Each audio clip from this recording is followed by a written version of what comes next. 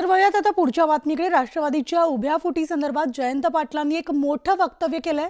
मोदींच्या 70,000 कोटींच्या आरोपांनंतर आमचा अख्खा पक्ष मोकळा झालेला आहे। कुणाला याबद्दल वाईट वाटलं असेल, पण मला पक्ष फुटल्याचं समाधान आहे। मोदींनी आमचा पक्ष स्वच्छ करून दिला असं विधान जयंत पाटलांनी केलंय।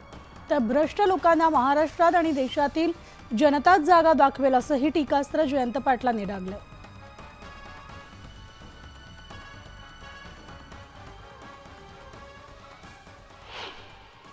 जो माणूस सांगतो पवार साहेबांचं बोट धरून मी राजकारणात आलोय,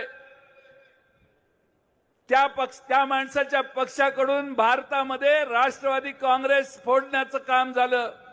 तिकडे जाऊन एक मोठी भोपाळा घोषणा केली, 70,000 कोटीची घोषणा केली, आमचा सगळा पक्ष मोकळा झाला।